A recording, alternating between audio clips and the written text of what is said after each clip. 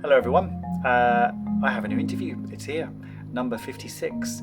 Now, this is a weird one because it's been reverse engineered by Luke, who interviews me this time. So it's on my channel and it's on his channel as well. We talk about theatre, theatre, and theatre.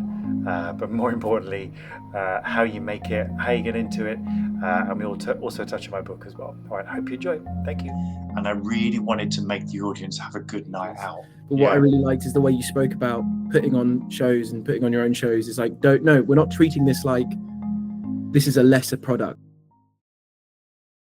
I guess if we just do start with, like, so what drew you to, and I know you touched on this a bit in your book, but the independent theatre and what keeps you here of why don't you try and get into a sort of a Jamie Lloyd production or one of those, like, why are you not, why is that not the avenue you've decided to go down? Yeah. It's not necessarily about not deciding to go down. I think it's mostly my background and also just the way I work in terms of I really like agency over what I'm doing. So it's not that I'm not averse to work in, let's call it, what can we call it? I guess in some ways it's framed as the center ground. Yeah. It's not that I have an aversion to that. It's just that I've always made stuff myself. So even as a kid, like I was putting shows on in the garden, I was like making dance routines in the streets. It was, and I was making tickets for them and selling it as well at 50p. Like at 13. And then when I got to when I got into the college system, so I did youth theatre and ballet and stuff like that. But then when I finally got into the college system, my lecturers, who I'm still in contact with to this day, they were very much that you've got to learn on the stage. That's really the only way you can do it. And they would give us everything to try to get ourselves on the stage and to be equipped to do it. And then every single term, we'd always have to do a show. They'd call it a cabaret, but really it was kind of like a cabaret and a review. And you could do anything you wanted, but for the most part, you had to make it yourself. So it could be you could do a monologue from a play, whatever. You could do stand-up, you could do comedy, you could do a dance routine, whatever. And then they do pantomime alongside that. They do theatre and education alongside that. But all the time all the ownership was literally on us all of the time to write it, to perform it, to choreograph it, to direct it. And they would come in occasionally and do stuff with us, do productions. But it was that. I think that's what it was. And I realized as soon as I got into that environment, I absolutely flew because my ideas were just like pew, pew, pew, just coming out all the time. And I really, really connected with choreography because I danced so much when I was a kid. That was a way in. And then, so I guess just having the agency and there being going, no, you do it. I was like, oh, no, I can do it. And what, you give me the stage and the lights? I'm like, yeah, cool, I can definitely do that. So I remember just, especially from about the age of 20 to 26, I was literally just doing everything you could possibly think of. I would try it. And I didn't know why, but I just knew that I wanted to have fun. And I really wanted to make the audience have a good night out. And I think that is just in me now. It's when I look at the way I make work now, it's all exactly the same, which is I come up with an idea. I now am better at making it in, say, bigger platforms, whatever. And I feel that my instinct on how theatre is made and my instinct with an audience and what the audience want is really honed now. And so I love solving the two in terms of what do I want to make and what do the audience want. And those two things are really important to me. But just go back to the center ground for a moment. Whenever I found myself in that space of being an actor that had to stand in front of a table and perform and wait by a phone to see if you got the job, I didn't like it. I did it a little bit, but it just didn't work for me because I kept thinking, no, actually, the theatre's my home. That's my space. You're not in charge of my permissions. And I think it's just the actor in me as well. It's just like, no, actually, because I'm a firm believer that the theatre is the actor's space. It always has been. And so it's that. And I didn't really want to do the same show 6 times a week. for 6 months. Maybe I would do later on in life now, possibly, I don't know, but just didn't want to do it. And I got really close to Les Mis several times. And I look back now and I know people who've done it for quite a while or done lots of musicals over the time. And like, I'm kind of glad I didn't get it because it wasn't me. It wasn't really me because it's a very, very particular discipline that's required to pull that off, not only vocally and everything else, but to do the same role every night. And I've done pantomime for 6 weeks. And by the end of the 5.5, I'm like, oh, come on, it's done. So I think to go back to your question, I'm an independent because of agency and power over what I make. Yeah, but I call myself an independent commercial producer. Yeah, because also I want to make money, right? yeah. I think what was something that was really nice in your book is you didn't maybe not patronize is the right word, but you didn't patronize someone for wanting to go down an avenue of running their own company, putting shows on themselves. You didn't write about it, and I think you also touched on it a bit. It's a slightly different element, but when you're talking about like scratch nights and stuff, but this idea that when you're putting stuff on in like pub theaters or in small spaces, that you're like, well, this is, it's a little bit messy. It's a scratch night. We're just sort of like trying, like, there's almost this idea of like, we're just practicing for the real stages. But what I really liked is the way you spoke about putting on shows and putting on your own shows is like, we're not treating this like this is a lesser product. This is a lesser thing just because it doesn't have millions behind it. Like, this is just as much a piece of theatre and just as much an important story to tell, and to treat it that way as well, which I think is something that really resonated with me. That's nice. That's, for me, that's we have to be careful that we don't internalize a weird, bizarre, warped status in the theatre. That if you are not, say, the centre ground, your work and your career isn't worthy. That's absolute a load of rubbish. And so why I cite the scratch nights, etc., in the book is that I think that sometimes we can go, well, this doesn't matter, this one, because it's just playing around. I don't even use the preview concept in my head. I ditch it. Even when I've done a sort of long play for 3 weeks, when I've been a director, I don't even use that term preview. I don't like it because I've been backstage with fellow actors and I've heard a few actors in my time say, oh, it doesn't matter, it's just a preview. And I'm like, bloody matters to me, mate. This is just as important as any other night. They've all paid their money. The preview concept in some ways I think is a little bit of a producer umbrella concept over the years too. Or it doesn't matter too much tonight, we can change it in 4 nights. But I think your opening night is your first night where you charge your money. And if you nuance it over that period, that's fine. Because in no way after 4 previews does your show suddenly arrive. You should have, in my mind, and this is really to myself, I say you should have worked bloody hard to get it ready for the first night. And of course, stuff will evolve. Of course it will, especially if it's an original piece. But I'm very, very careful of these barriers, supposed barriers that we put around ourselves and are enslaved to. They're silly barriers, but I think they're little. It's almost a Jedi mind trick. You've got to be really careful when you've got, oh, hang on a minute, no. They're all out. They've had a hard day at work. They want to have some entertainment, and they've just charged £15. I'm doing my job really bloody well tonight. Yeah, maybe. Oh no, I think completely. Even for me as well, with sort of the roles I've played so far, I try my best not to. So I think line learning is something I found really strangely when I'm on something quote unquote slightly more commercial. Everyone will come in and like know their lines and be really on it. Whereas in some of the more fringe stuff I've done, and especially I found the stuff that like I've directed myself with friends, lines are like the one become a lot more lax for a while. Whereas I'm like, well, no, actually, I want to treat. I mean, that at the end of the day, that's going to be the show. That's going to be the story. Is I want to treat it, no matter what project I'm on, treat that with that weight. I had the sorry if you had something to add to that, or no, I think it's really nice what you're saying. It's a responsibility, isn't it? Yeah, and I guess that job. The agency as well of if to have that agency, you also need to have that responsibility, and you need to be able to take it on.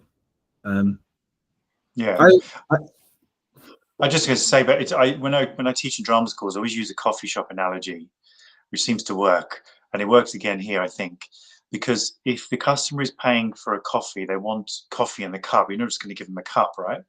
yeah, Otherwise, they're going to ask for money back. So you're going to fill that cup with just the best coffee ever, so they don't go to the shop down the road, so they come back. And I don't know why there's a little bit of a, oh, it doesn't matter tonight, doesn't matter tonight, doesn't matter tonight. I don't know why that is, but yeah, I don't know. I also is what I try, because Shakespeare is one of like the big love of mine, and I've got the the pipe dream of getting to perform in every single Shakespeare play at some point in my life.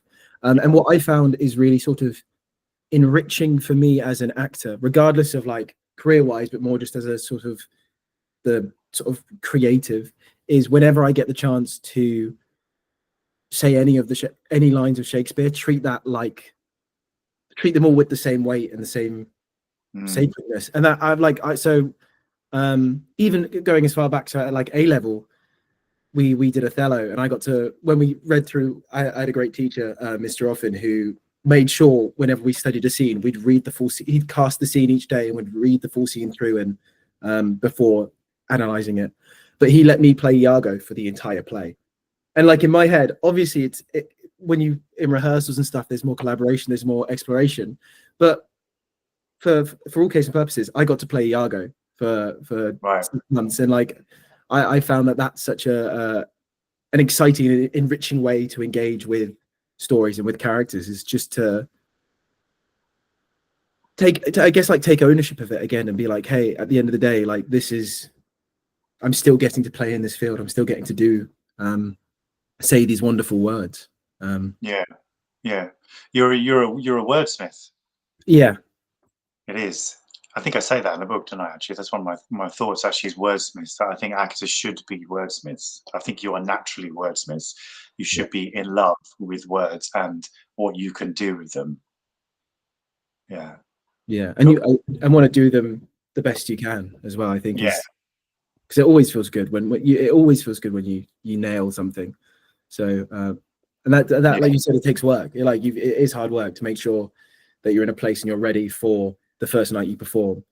But no, I think it's definitely worth it. I guess building off from that to sort of to be putting on like a piece of work that's at its best. How do you go about assembling a creative team for each project? Do you have people that you always work with, or is it much more sort of show by show?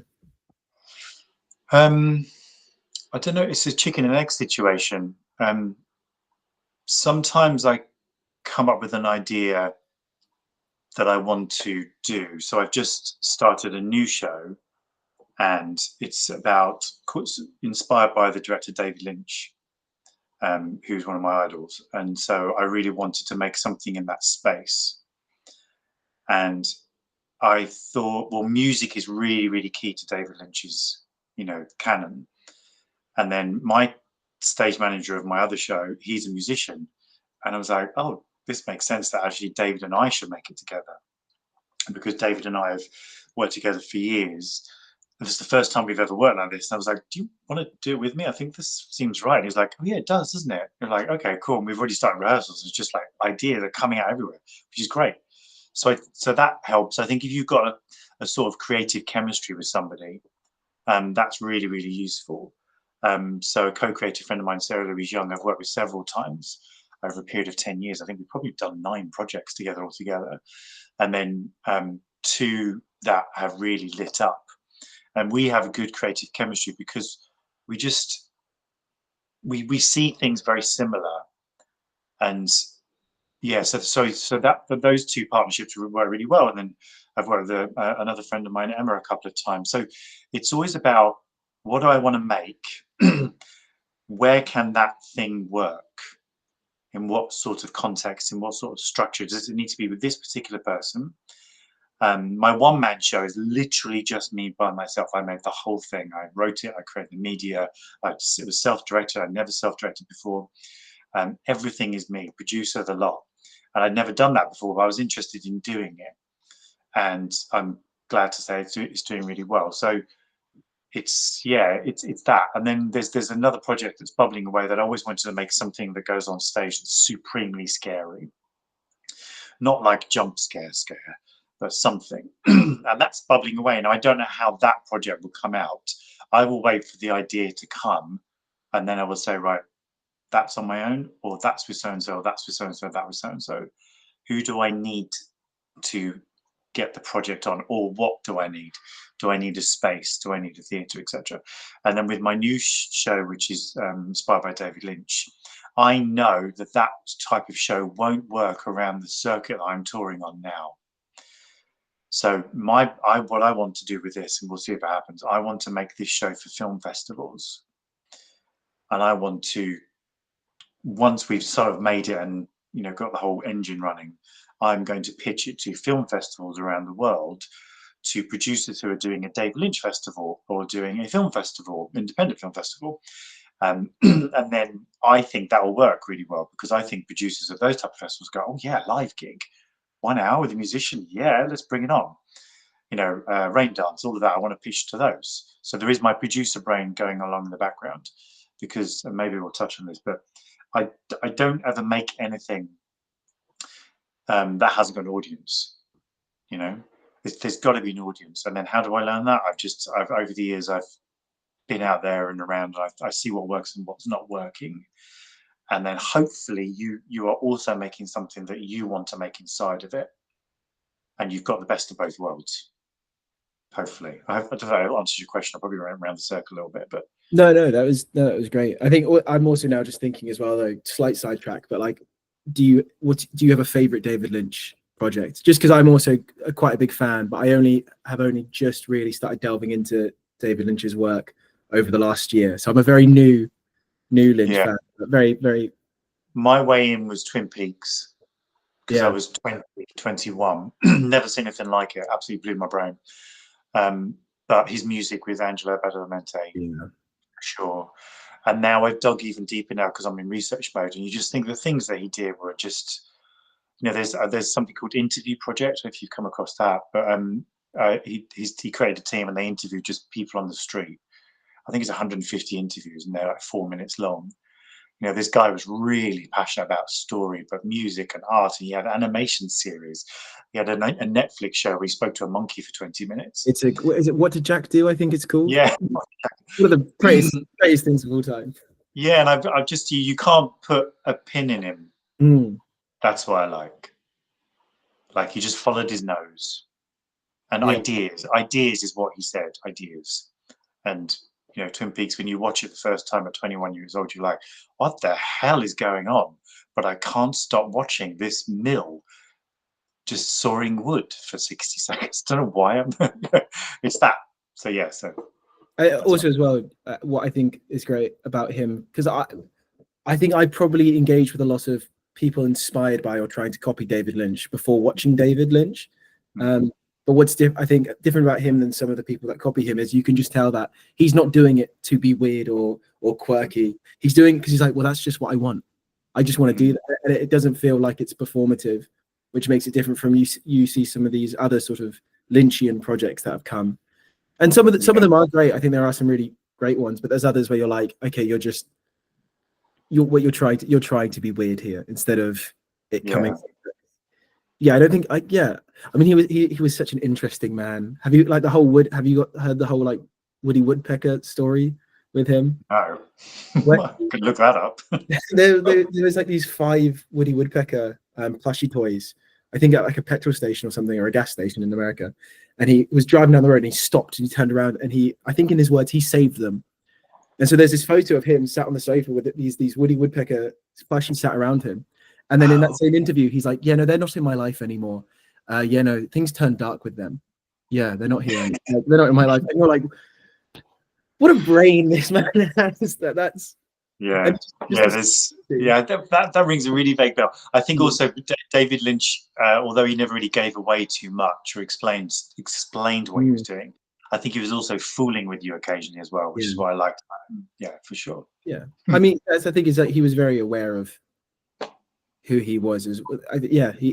He was very strange and quirky, but he wasn't like you know, there's some of these auteurs and you hear them speak and you're like, where like you don't live in the real world either. Like how do you connect with anyone? Whereas I think what was so incredible about David Lynch is he was so still very, very human, and there was still, he said things that you could really relate to, and he'd say them in these strange, beautiful, rambling ways, but then he, like, the point of what he was saying, you're like, oh wait, no, but that's you've almost got to the core of something deeper than more sort of conventional ways of telling a story could bring. Yeah, no, he's very, I guess, and this you probably, this might be a similar answer to what you're saying with the creative team. But what I'm finding now, just sort of at the start of producing shows, is trying to pick the right, like, how do you go about picking a venue for your shows? Is it sometimes just that's a place that you know you can get for cheap because you have a good relationship, and then you form the shows around that, or are there times where you form a show and then go, I want this specific venue, and how do you go about sourcing that venue? So for about 20 years ago, I pledged I would go to every single theatre in London. And I think I more or less did it over the time. And also that, because I think I was sort of hunting around and just looking at spaces. And so now, ironically, my show, Third Class, I haven't brought it to London. It's a year old. And it's because I know there's no space for it here. But there's a possible venue that's going to take it in North London, just a little bit in Zone 5. But other than that, it's because I know how they work, that my show in some ways is a little bit too big to be above a pub. I've been traveling around the UK with it, and I've been doing 100, 200 seaters, but then also I do the rural touring network just to challenge myself to see if I can put it into a village hall. And I've done that 3 or 4 times. I've got another couple of days coming up. So after a while, I say there's no space for it in London because I can't do it anywhere smaller than 100-seater, which is a really wide stage. And then when I do the rural tour, I go, oh, okay, right now I can go into above the pub. I know how to do that now. It's mostly about props as well, because I've got a long piece of rope that I need to extend into the shape of the Titanic. And I think maybe it will lose its impact if I make it too small. So sometimes it's down to literally that, in the fact that it just won't work. Then there's the artistic policy of the venue. For the most part, and I say this with love, but a lot of the time when there are theatres that are heavily funded by whatever system, they will have a very particular artistic remit, and they will be programmed years in advance. And for the most part, and again, I say this with love, but it's just the way the system works. Say there's 20 or so theatres in London. For the most part, the same directors, producers, designers, etc., will turn around in that ecosystem. That's more than fine. That's just the way it works. On some occasion, you may get your production into that space, but it's usually via having an agent, or via their portal, or word of mouth, or people you know, etc., etc. I don't really sort of hunt that game down, because I think it's a bit of a fool's errand. And so I just do what I do. I just do what I do because I know there are brilliant venues out in the UK that I love performing in, or taking my shows to. Absolutely brilliant venues. And so I don't really play the London game as much. And that's not to say that I don't love London. I don't love London theatre. I do, but I just kind of know how the game works now. And so I'm not going to spend any air time trying to get into that. So it's down to artistic remit, and then does my show fit? And then also, do I want to put my show there, is another sometimes thought. And then also, is the audience there for my show? So the ones I'm doing at the moment, I've got confidence up with Third Class. So I've started to see where colleagues are going who are probably doing something similar. And I will look to see where they're touring. Then I will look to see if I want to take my show there. Then I will look at the program that theatre is doing. The one key thing I've learned over the past couple of years is there may be a great theatre in a great town, but they don't actually put on theatre. They put on a lot of music. And that means that my show won't necessarily have an audience for it. Now, that's not necessarily mean that there isn't an audience for it. It means that that theatre has cultivated an audience for music. Now, I've got a date next year in Wales, and the artistic director of that venue said, I actually want to put more theatre on in my venue. So will you come and do it? And I was like, yeah, great. That's good, because that means they're going to be kind of a stakeholder in it, because she wants to actually get that show to sell there. And then there's the lovely space for Theatre 7 in Shrewsbury I just did last week. And they are music and theatre and everything, and they do everything. And I sold 100 tickets, which is great. So yeah, it's there's no one answer, but I'd say that ultimately you want to sell tickets. You don't want to be in a space with one person in the audience, not really. So I think that's homework for you. But I think sometimes there's a balance of like going, this is the type of show I want to make. Is there an audience for it? And then where is that audience for it? And you can find these things out by graphs, and just go to Society of London Theatres. There's audience.org, I think it's called. Just put in UK theatre sales in Google, and you'll get several platforms nowadays that kind of put up infographics of what people are buying and where they're buying it, and in what counties and in what ages and everything. It's really fascinating. And under 25s are the biggest growing audience, which is really interesting, because that should put the wind up a lot of theatre makers and go, ooh, the landscape's changing underneath my feet. In 10 years, I may not be able to do the stuff I'm doing, because the under 25s are going to be the biggest market.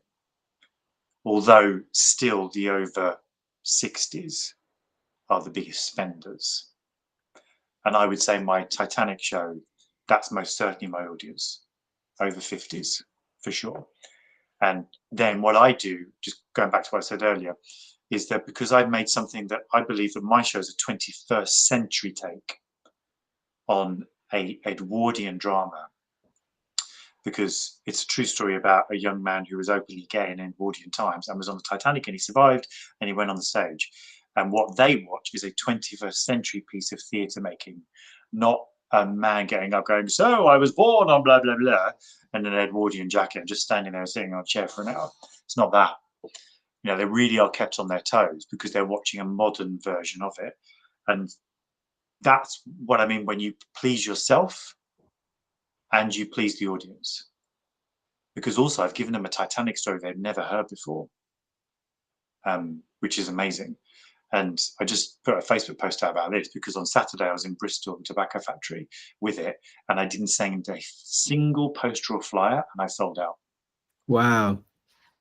Because I knew my audience, and I did loads of Facebook stuff, and I did loads of Bristol posts. The theatre obviously have their mailing list.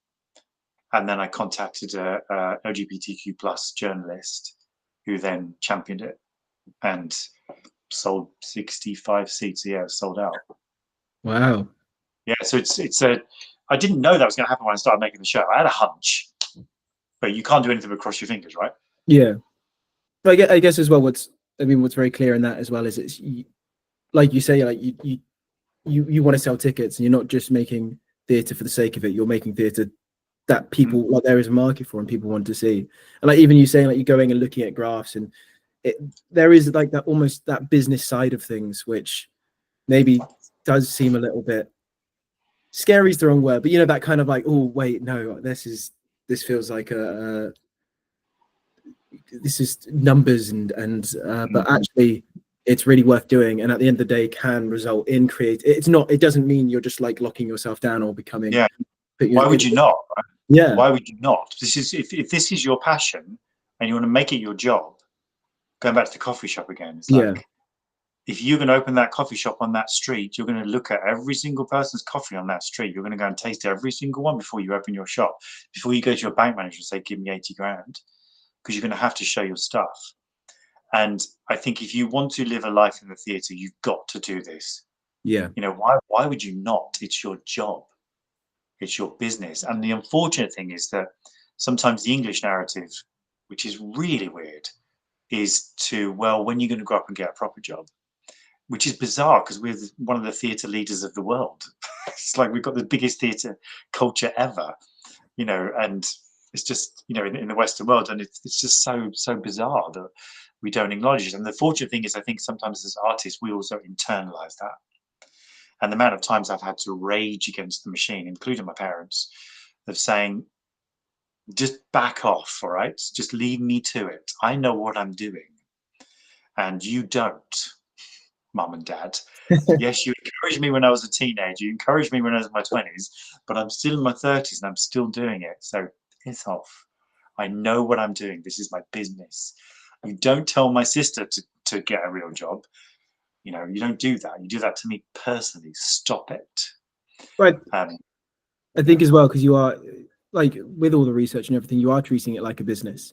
Like, I think so there can be some sometimes that idea of like, yeah, no, I'm just putting on fringe shows with my friends, and like my family and friends come to see it, and that's pretty much it. And then just you're just doing that. But actually, if you want it to be, like you say, if you want that it to be your work, it's like, okay, cool, do your homework, do the research, treat it like a business.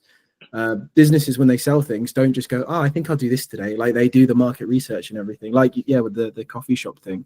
And again, that was, I've got a game for you. Who do you idolize? who do When I you be an idolize actor, or apart from David Lynch? apart from David Lynch? You're an actor, maybe. I'm trying to think. I'm trying to think whether I go like really mainstream or sort of, you know what? I'll go slightly mainstream, but also slightly. Jack London, the Okay. actor from Slow Horses. Yeah. And Okay. So my mate told me this, and she said, right now they're your colleague. They're not your idol. They're your colleague. And that shift for me was really, really interesting. I was like, oh yeah, of course.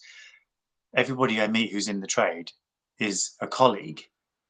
And it took me a while to get that, because I just was always like, Jake Gyllenhaal, I love everything you do, everything. And I think I just like fall into a, you know, pool of sweat if I met him. yeah, In my 20s, you know, I'd seen Donnie Darko and that, and be like, oh my god, he's amazing. And then now I'm like, no, he's my colleague. Of course, he's my colleague. And getting that confidence up, I think, is a really useful trick for us. And I do believe that if we can, actors that I've seen, maybe my age or even younger now, performers, makers, writers, for the most part, the ones that continue to do it for the rest of their lives are the ones that took it really freaking seriously from the moment they had some control, and they weren't mucking around. And you could tell they were not mucking around. This was not going to be a hobby. After they graduated, they were not going to go back home and do some other job they didn't hate. It wasn't going to be that. They were definitely going to work. And it's discipline, I think. yeah. Oh no, I think, yeah, because it's also, it's doing the bits that aren't fun sometimes. Like, yeah, but that will result in you being, yeah, doing it for the rest of your life. Yeah. So like the play you're doing now, you're touring. I was Yeah. looking at your website, all the different dates, and you are like all over. How do you find a show, like building a show that tours versus building a show that kind of plays for a week or two run in a singular theatre? Is there much difference in that, or? Because I change hats, I go from directing to acting, but always producing. As an actor, because I'm touring as the actor of this, although I'm producing it as well, so I have two hats. But I always take David with me, a technician. That's one thing, the immovable thing. I have to take David with me because he's my wingman. And when I turn up to a theatre, I don't want to have anything to do with lights and sound. I just want to act. And then occasionally he'll call me in for maybe some thoughts or whatever. But other than that, and it's worth it. Paying him as well out of the income because of that. And so I really like touring, going around to different theatres. I did it in the 90s with Theatre and Education, did it a lot, you know, 6 of us in a van, which I think now is probably called more applied theatre or community theatre. I love that because you just get to see so many theatres that are around the UK, which you never see. And some beautiful ones as well, like just it's just gorgeous, like proper red plush seats and red carpet up out of the wall. So I really like that. Obviously you can get into the idiosyncrasies of the town itself, where you're in. So there might be no food, or the tech doesn't work properly. All of that sort of weird stuff. But for the most part, 99% of them work fine. And then when it's in, I've never done a long run of a play as an actor, not for a long time. I've been as a director. But I found that it's really interesting experience as a director that you have obviously worked for 3 weeks, 4 weeks, whatever, as rehearsals. Then you do your kind of first week and you're with the actors and you give them the notes, etc., etc. Then I know there's the moment I must back off.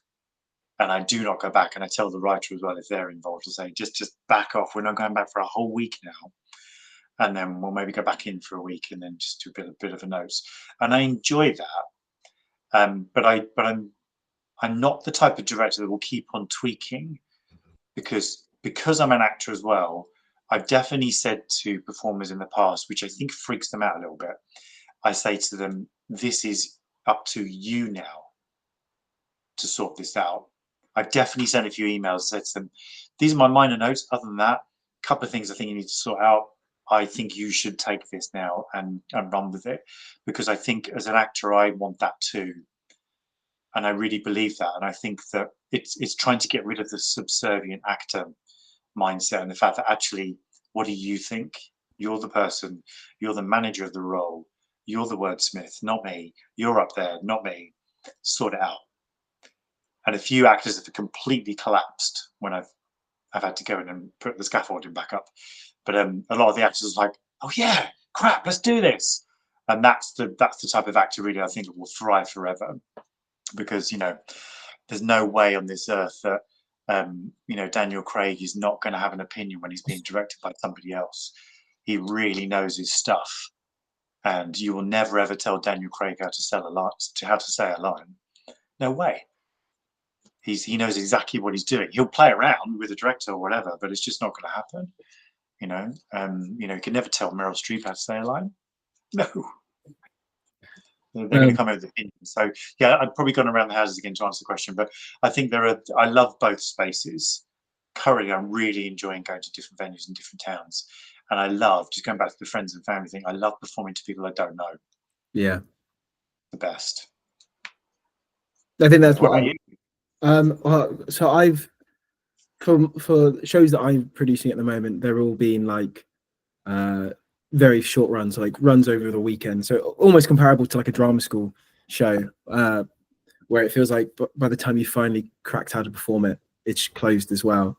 But I've also just found for selling tickets, I'd much rather do 2 shows with full audiences than 5 shows with like a third of the seats filled. But I also did just this summer did an outdoor Shakespeare tour, which was really lovely. And like you're saying, of getting to it was across East London, so a little less of a variety, but also incredible how much variety there is in East London parks. But again, because it was all in parks as well, there was each place had a different feel to it. We had to come up with solutions. Like in some of the places as well. So we had this scaffolding that we put up for set, and in some of the parks they're like, you can't do that. So I was like, okay, cool, right? We don't have a backstage anymore. How does the show work now? And for the most part, like you were saying, of the director was sometimes there because she also sometimes played one of the roles. But when she was playing the role, she was just actor. She didn't direct a lot of the time. And the impetus was on us to be like, okay, cool.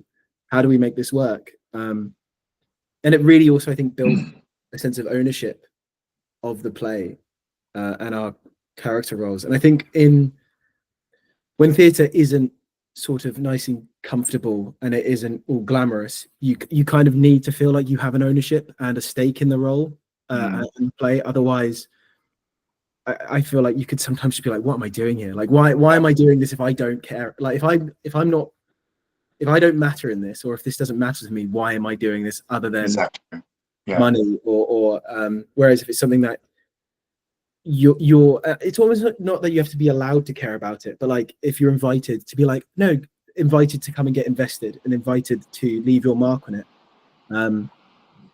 I felt like I'm currently developing a production of Romeo and Juliet that I'm putting on next year, and the first thing I'm doing with it next month is just a table read with some actors that I really, really love, and they might not all necessarily be in the final show because it's so far away. It's May next year that I'm booked in.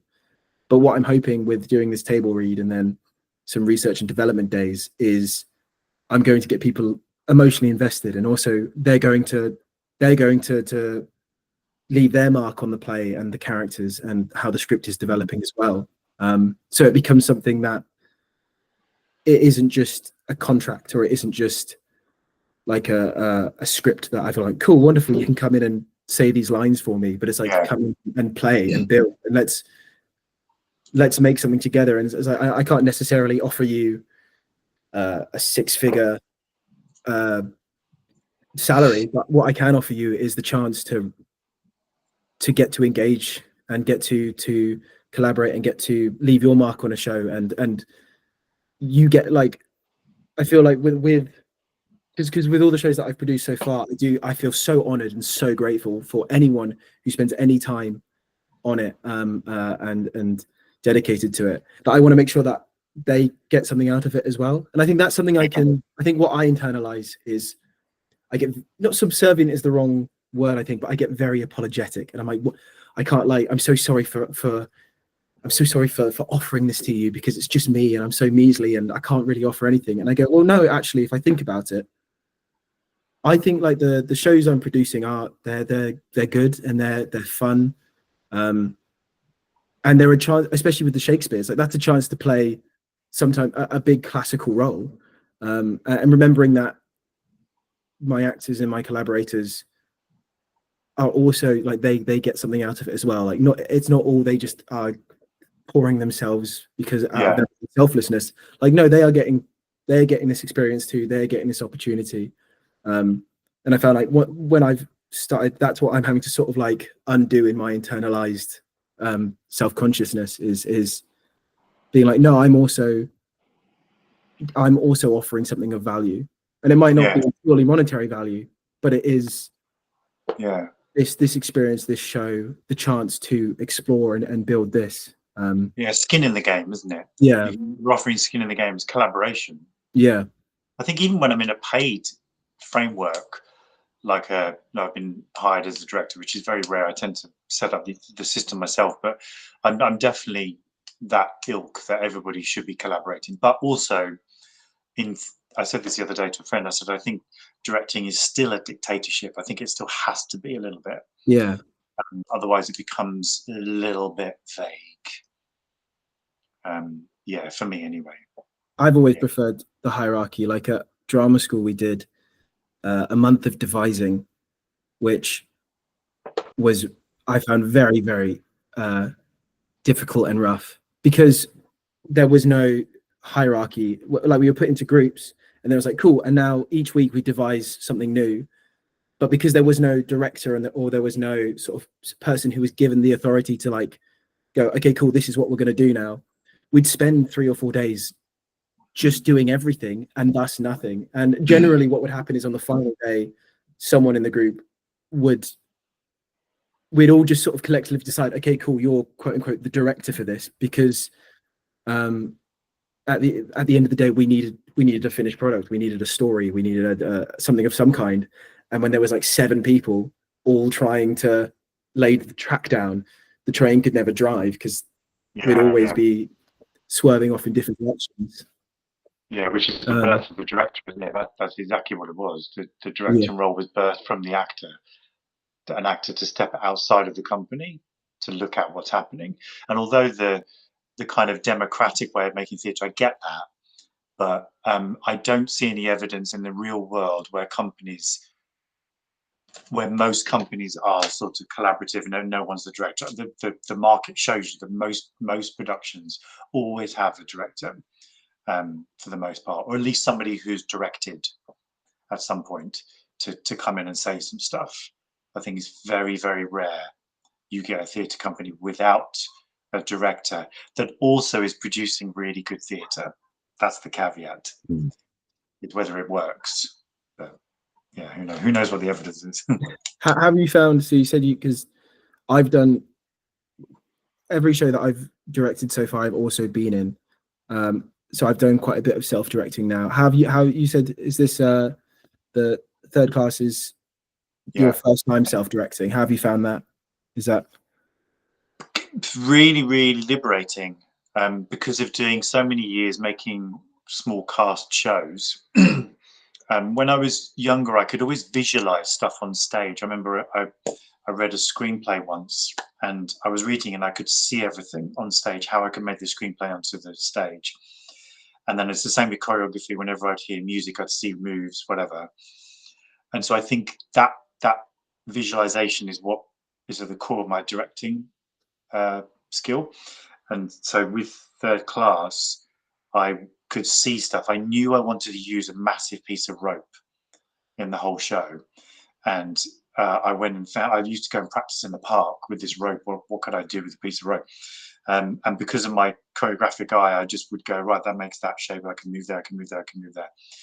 Then there's the self-editing thing, which I really enjoy editing, and writing the book was a massive lesson in editing, because I'd be given my notes from the publisher and I'd have to edit. And then just over the years, writing scripts as well, just editing, that was really part of my skill set. And then I would say when I'm on stage, I'm still directing, because the actor should self-direct when you're on stage. So it's a curious thing, but I think it's helped that I've directed for 30 years that I can do this. I do think that's really something. So yeah, I really, really enjoyed it. So the one I'm doing now with David it'll be both of us, this Lynch show. I will have overall sort of view, because he's a musician, he wants to just focus on the music, and I'm going to have to create that relationship. My director brain is going to have to create that relationship between the music and what is seen on stage, and then there's a performer in me that's going to be doing it. And so I will be the director of it, kind of, but he'll be the music director. So then I've got to collaborate with the music director, blah, blah, blah, blah. So yeah, we'll see what happens. But yeah, I was saying the other day, I really want to get back to directing a play.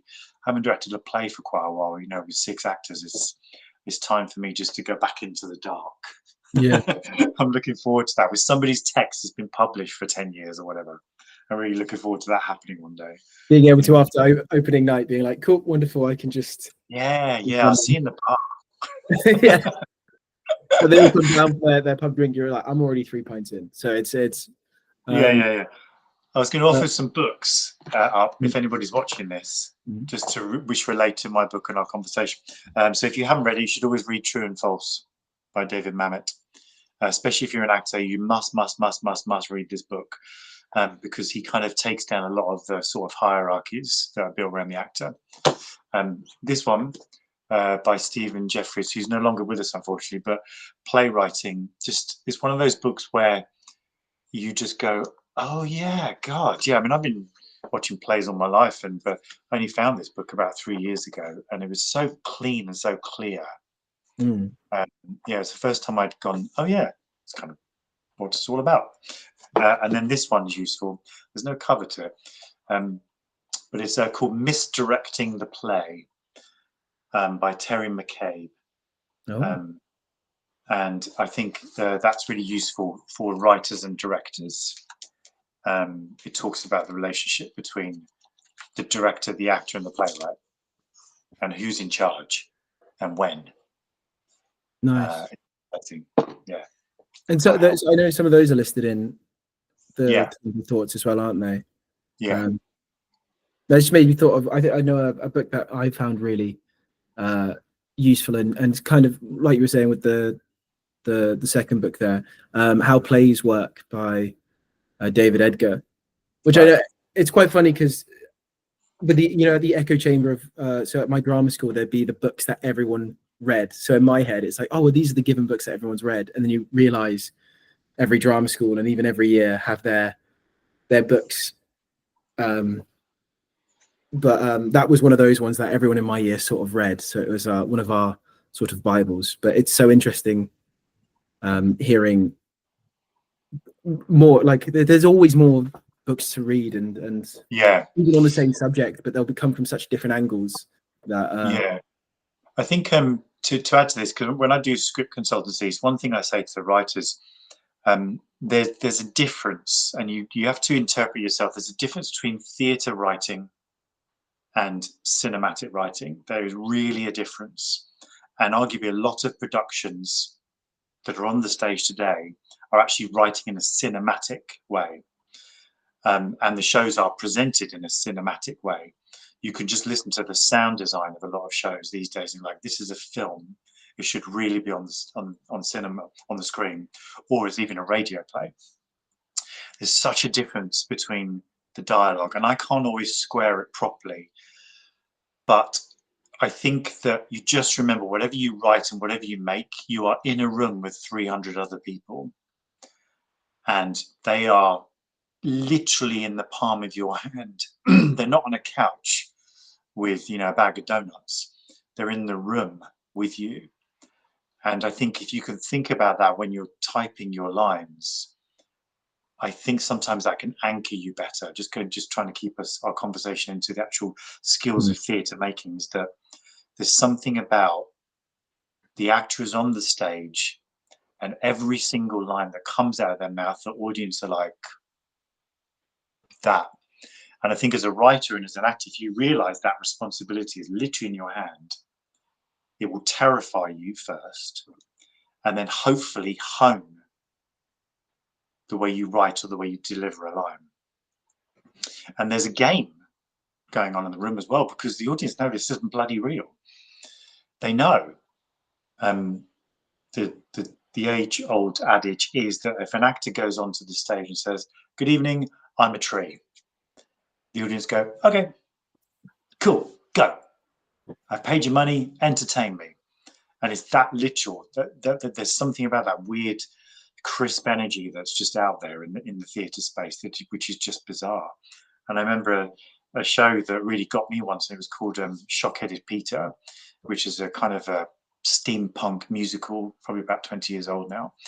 And the wonderful actor who came out, and he just stood there, complete macabre looking clown, and he just went, "I am the greatest actor in the world," and stood there for 5 minutes, and the audience were just collapsing in laughter. And in the end, he kind of realized that he wasn't, and then just walked off. And it was just the weirdest 5 minutes, but unforgettable, because there was so much going on. And yeah, I don't know if that's going to be useful to anyone, but there's just something about it that you've got to acknowledge you are in a room. And that's the point of the word play, right? It's a playhouse, play, etc. And, you know, theatre is the seeing space, isn't it? I think, no, that's because I started more in film with, I studied at the Brit School. And at year 10, I was looking to apply for both film and media and theatre, because I was really interested in both. And I think really at the end of the day, it's like storytelling that's what I like. Even like as a kid, I would make short films, I'd make short plays, I would write books. Like I would, it's like, I think because at the end of the day, story is what excites me above everything. But I think film really is like sort of my first love. And I remember it, applying at year 10, and I just, because for the application for theatre, it was like, so what is theatre? What is the importance of theatre? And looking back on it in hindsight now, I realized, oh, actually, I just saw theatre as film that you can't edit, you can't do cuts, you can't have visual effects.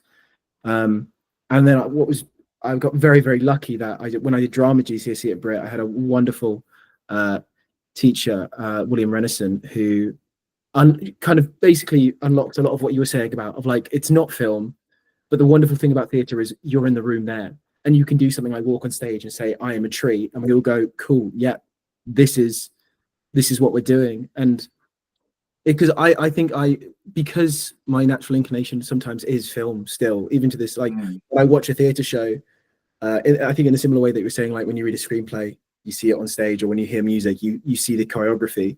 When I watch a stage play, so many times I'm watching it and going, this is how I'd adapt it into a film. And a lot of the time that does really work. I find that exciting just personally because of my own tastes. But then I saw Romans, a novel by Alice Birch recently at the Almeida. And for some of it, you're like, okay, cool, I can see how this would work as a film. And then there's just points where the way that she uses the form of theatre and what they do on stage, you go, okay, this has to be a theatre show. which is Yeah. so exciting when you're watching something and you're like, this is the only form. And I'm sure if Alice Birch decides to adapt it to a film, she'll find a way to do it because she's very intelligent. But for like the most part, this is the true way the story should be told, or the right way. And like you're saying, like with putting on shows, is making sure you're making it in the right medium. You're making a theatre show rather than making a short film that you're entrapping in a on stage almost. Yeah. How do you, with ideas, how do you make sure that they stay right for what you're making and where you're making it for? Because I think I can sometimes have these ideas that kind of spiral into something that like isn't realistic, or like if I tried to attempt the idea, I would make a poor man's version of it instead of being able to effectively execute it. How do you make sure you stick with ideas that you know you can execute well, rather than? So do you mean like stay on target? Yeah, staying on target and not and not trying to, like, I guess the example I have is like, if I tried to make a show, like if I tried to make a show like the way they make shows at the National Theatre, my version probably wouldn't be that effective because I don't have the same means or the same resources as them. Whereas if I make a show like of a different ilk and using what I have and stay focused on that rather than trying to stretch things too far, or I guess that thing of like something that I'm not, make a show that this isn't going to be, kind of thing, if that makes sense. Yeah, I'd suggest to you that you do have the resources that they have to write a play, because it's just imagination and your computer and words, right? You know, not to dismiss what you're saying, but the basics are the same, because they also have plays that don't do so well because they may be badly written. You can most certainly write a play for the National, but it just depends when you're ready to do that or whatever. It depends on your targets or whatever. But just to think about how do I stay on target, I think it's the discussion. It's the discussion of what I want to make and what I'm passionate about that I'm making. So with Third Class, I knew I wanted to undo the narratives of the Titanic disaster. I'd done my research. I'd found one academic book. I think it's called The Reframing of the Third Class Narrative or something like that. And that book was like, whoa, that's exactly what I want to do. And it really told some truths that weren't out there. So I got into that book big time. Then because I was most certainly a fully paid up Titanorac when I was a kid. So I just kind of got all those books when I was a kid and reread them, etc., etc. But all the time I was playing this dude who actually lived, and went onto the stage and really like pissed some people off because he would tell stuff that they didn't want to hear. And because he was third class, it was weird to hear somebody from no money talking about the posh people who were supposed to be brilliant. And he was saying, no, this guy got into a lifeboat, he shouldn't have. You know, most of the third class people died that night, and yet he survived. It's that. And it got the rebel in me out. Then I knew there was, I feel that in the kind of world that we're living in now, in the zeitgeist, there is that. There is this. We want to actually take down a few people now, that we want to, culturally, we're going, you know what? We don't think you should have as much money as you have. We don't think you should have as many platforms. There's this weird sort of societal equilibrium happening, or at least wanting to happen. I don't know. And so for me, that's what I was always serving, those kind of gods, if you like, that I needed to question narratives of the Titanic. I wanted to assert the third class narrative. I wanted to destroy a lot of the myths of the Titanic. The third class were not locked below. It's a lie. It's a Hollywood thing. And there's this wonderful channel I found on YouTube which shows the Titanic tropes in every single film that's played out. And then when you really seriously read up about it, all of it is just Hollywoodized. And that's what I wanted to undo. So then my passion was like, yeah, I'm going to get him. I'm going to take him down. And that's what kept me on target. And then what helped was, because he was a Londoner, my family's a Londoner, I knew how to talk in that vernacular. I know that type of kind of not East End, he was a North Londoner, but I know that North London, East London vibe. My grandparents were that. Like, all right, mate, how's it going? Like, I can do all that. I know exactly their mind. So again, I could dive deep into that. All kept me anchored. And then just the legacy of the Titanic kept me anchored. The visual stuff, the subliminal stuff, then was the fun. So at one point, within the first 10 minutes, I just fire off the Morse code sound and flash the lights in the theatre, and I know that triggers the audience. They don't necessarily know why, but I know culturally that that SOS sound is really like, oh gosh. And then that's it. So it's not one thing, it's loads of things. But I think at the core of it is your passion for the thing that you are ultimately making. And then the rest is just sort of juice. And the discussion, I think, is the only word I could think of. Is like, what's your discussion with the thing that you're making? My discussion was class. And yeah, the narrative within that a lot of third class passengers waited to be told what to do. And many people have come up to me after the show and said, this is exactly what happened in Grenfell. And you go, yeah, I guess that there are similar things going on here. And I don't come up with any answers in the play. I just keep on doing that. You know, I don't go, this isn't my soapbox. I don't get up and say, this is what I believe, this is true. It's not that. You know, Bruce Ismay is kind of like the character, the real person, but he's the character that everybody always throws mud at or defends. And I know that in the Titanic space that people discuss, it was his fault. He shouldn't have got into a lifeboat. And the others go, yeah, but he was a human. He wants to survive. Throughout the whole show, I keep doing that. The character, so Edward, who I play, I always say, yeah, but do I blame him? No, you just kind of boat, you want to live. So keep doing that, because then that's good. That keeps me on my game. And that discussion is vibrant then. I'm discussing, not telling. And so, yeah, that again keeps me on target, because there'll be people in the audience who disagree with what I say. And I want them to be heard as well. It's kind of duty, maybe duty. Yeah, it's duty, isn't it? It's what we're saying about all like business. It's duty to yourself. It's duty to your career, duty to the audience, duty to your future, etc. I was going to just finally add to some of the things we were saying, that in terms of career, it's okay if it's really messy. Freelance, no matter if it's theatre or whatever, freelancing is really messy. I know freelancers who don't do anything to do with theatre, they do other stuff, but it's seriously messy. And they have 10 pots on the stove, you know, 10 streams of income. And sometimes they're waiting with, you know, £100 in their bank, but they're waiting for £3,000 to arrive. That's not theatre, that's freelance.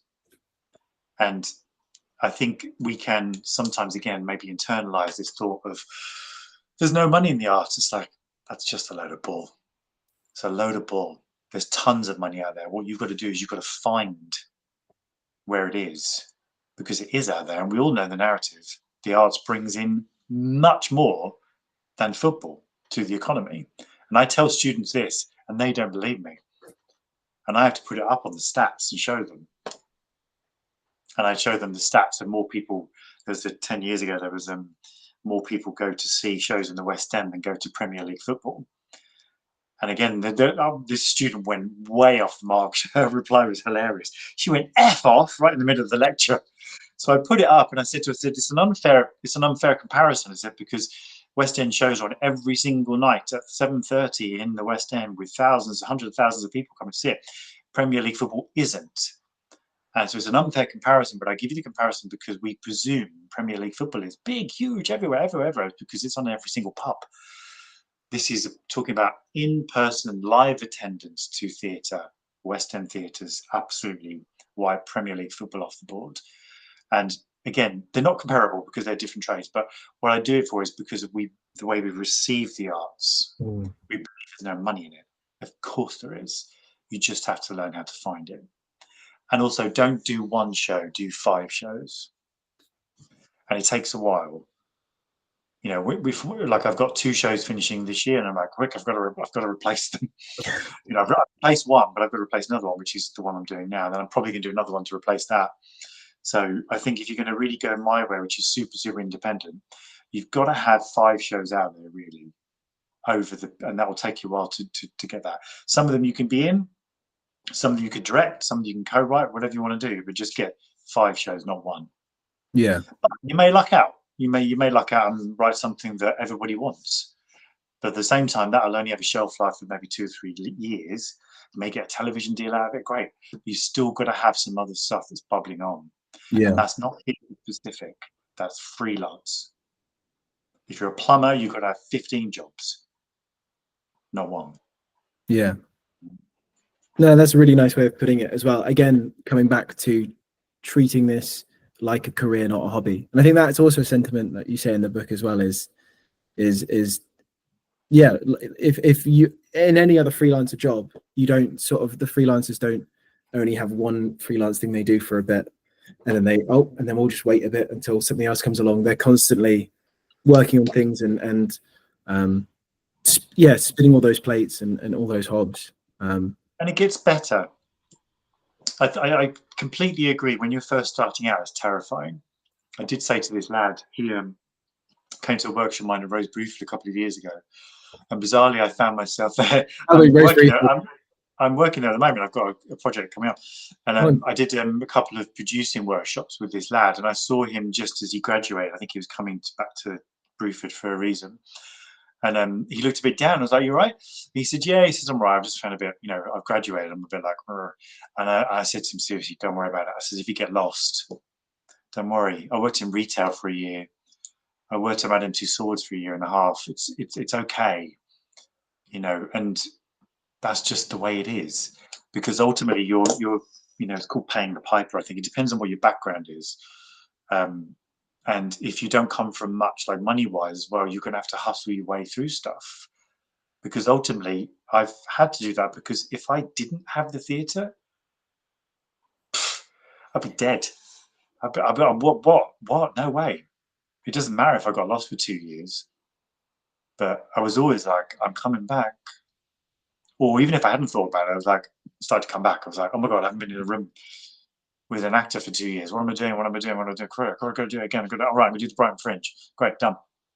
It's okay if you get lost or paused. Yeah. It's all good. Yeah. I think that's something because I've got from graduating, some of my friends have, I think as every actor's experience will be, and especially like drama school students' experience, is you graduate and like 2 or 3 of your year get the very conventional route, but like they book job after job and they have all these big things. And sometimes you can look at them and just be like, what am I doing? Where like they're now doing a West End show for 6 months and they're sorted, whereas I'm having to work 3 non-theatre jobs and do this thing and pour all my time into writing my own stuff. And you sometimes can sit there. Yeah, is that what you're saying with them talking to that guy of just being like, what am I doing? Why is this where I've ended up? But I mean, like for me, last year I didn't really do any theatre. Like I didn't book anything or make anything except for right at the very end. And then this year I put on my show in March, which was incredible. I then got onto this summer tour. I'm now putting on another show that's at the end of this next month, and then after that I've just a friend of mine's putting on a show, and I've got a role in that now as well. And it's you have very, very quiet times, and then there's times where suddenly it's that I've now got 4 different scripts in my head because they've all at once, which is, I mean, very overwhelming, but also what a beautiful way to be overwhelmed with all of these opportunities and all of these different worlds that we're in. But no, yeah, I think it is. I mean, it's that cliche thing though, isn't it? It's just like you just got to keep chipping away at it and keep believing. And I think what you were saying of without theatre you'd be dead, I think that's really what it is for me as well, is because I have sometimes I just sit and go, maybe I should just stop and do something easier. Like I've had some opportunities where I could go even more full-time into non-theatre, non-acting, non-creative jobs and probably make a very comfortable amount of money and like live very comfortably, but it would mean that I wouldn't have the time to create or to do theatre anymore, and I've actually chosen. I've gone, well, no, Yeah. I know that I know at the end of the day what I want to be doing is being in that Yeah. room, is being telling those stories, being on that stage. So I'd rather be less comfortable now, so I have that I keep that opportunity than closing that door. Yeah, it's the reason we do it, Yeah, isn't it? We're vagabonds, yeah, and we like freedom. yeah, I've definitely said no to a lot of full-time teaching jobs. I'm a qualified lecturer. I did it for 3 years when I was in my 20s, late 20s. And I always see like head of drama or whatever that come up and like, oh, I could do that. yeah, But I'm like, yeah, but after about 8 months, I'd not want to do it anymore yeah, because I wouldn't be able to make my own work.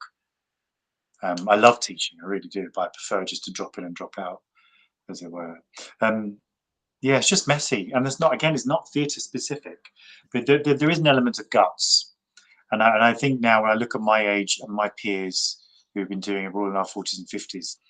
I think, yeah, we're all just odd, and that's brilliant because we've all found each other, and we all didn't each, all my mates, my close mates, we didn't know each other when we were in our 30s. We know each other now, and it's so funny. You look at them like, well, yeah, we're all bloody odd, we're all weird, but it's really fun. And then, you know, we're all sitting around drinking a coffee on a Tuesday afternoon thinking, God, this is great. You know, and we figured it out. And I do believe that this isn't just us, but the fear of something, once you've plowed on through that fear, it's the other side. yeah, And when you're on the other side of it, you go, yeah, I was always going to be here. And I look at me and I'm like, yeah, I was always going to be here. I was always going to be a little bit entrepreneurial, a little bit probably outside of the center a little bit, but also commercially minded, scrappy, not really wanting to spend too much money on props, happy to make a show out of one piece of rope. You know, I was always going to be that because it was there when I was a teenager. It was there when I was in my 20s, you know. And a friend of mine did a show at one of the big theatres, we'll just call it that. And she said to me, she said, I'd never do it again. And I said, oh, really? Why? And she said, because I got notes the next day from every single department on how my show should be changed. I was like, oh.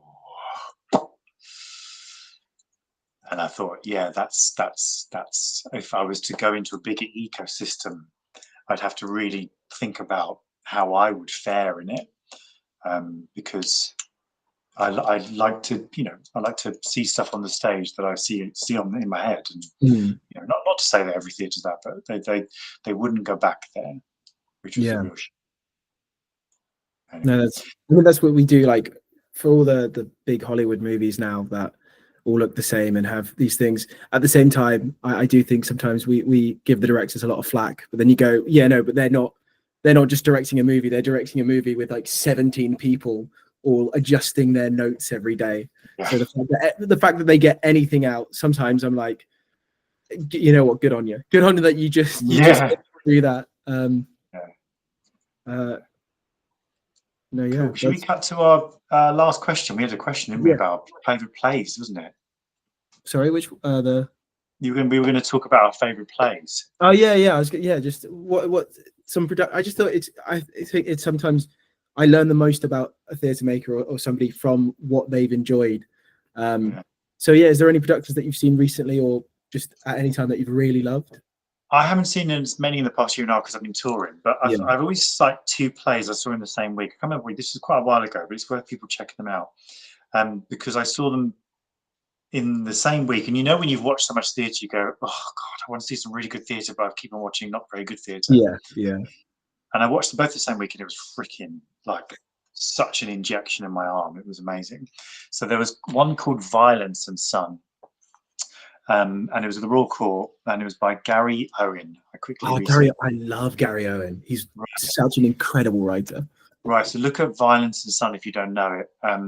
It's a wonderful sort of class cultural clash between a father and son.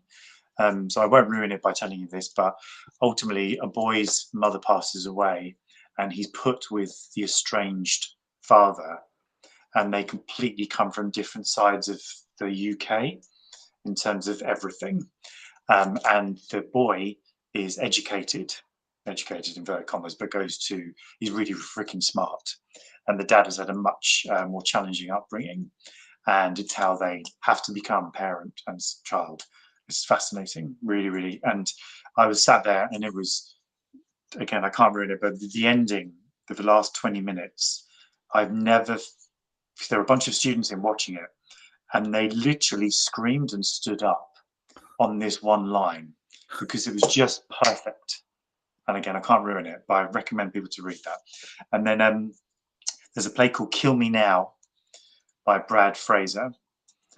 And this, again, without ruining it, this is about a father who is raising a differently abled young man, his son, and he comes across an issue which I'm not going to ruin, and he has to decide what to do about it.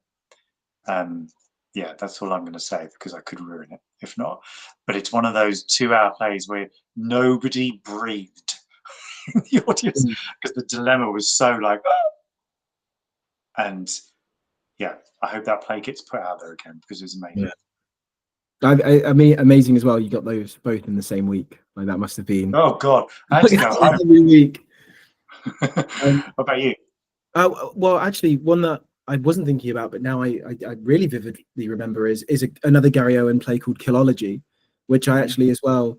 The monologue that got me into drama school is from Killology. I remember reading it, and I was reading it on a train, and I was going to read half the play and like save the other half for later, and I ended up reading the full thing and bawling my eyes out at the end.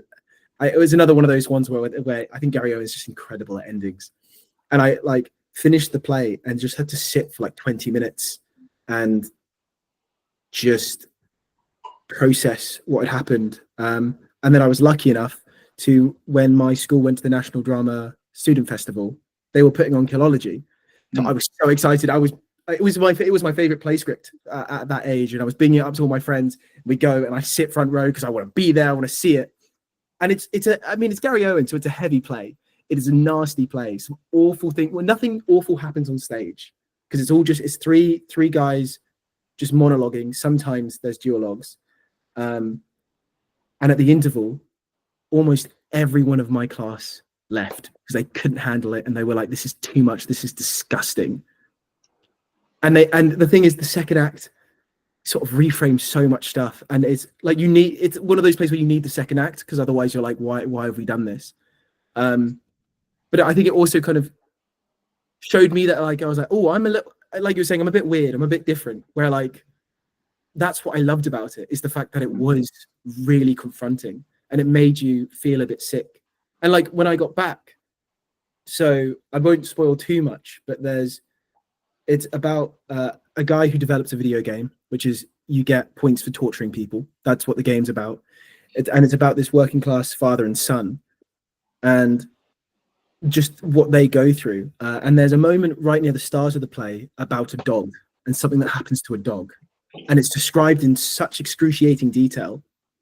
And when I got back to our dorm afterwards, all we were discussing about is like what the theatre writer had the right to do. And my partner at the time actually was like, he had no right to do that. He had no right to do that. And I was like, do what? Say, because all these, there was no dog was hurt on, there was no dog on stage. Nothing happened. Words were just said. And for me, I was like, how incredible that someone just saying some words has caused this much of a and then that was like, man, and this is why theatre is incredible, because there's nothing like you said, when you walk on stage and go, I am a tree, we all emotionally engage with that. And like it's we can explore such like harrowing and such difficult things, but in a place that's like sacred and safe to, because we've all made this pact and we've all decided this is what we're going to do tonight. I think as well, like I know it's a slight tangent, but that's the whole thing with like content warnings at the moment. There's that's a big conversation, but I think I quite like them because it means, as an audience member, we all know what we've agreed to together, so it means we can go places and push things because we've made that agreement, and because that's what theatre, the power of theatre. But no, that was a really profound production for me and a profound play script. And then also like my next favorite play after that was The Pillow Man by Martin McDonagh. So clearly I was in sort of a dark, harrowing. But the sort of the skeleton key for every show I do is Robert Icke and Andrew Scott's Hamlet. It was my first Hamlet so I saw it 16 front row. We got the rush tickets, and I'd never seen Hamlet, so I actually didn't know the story to Hamlet when I saw it. So I don't know how many people get the experience of being able to watch Hamlet without knowing how it ends, but I got to do that, and it was this version.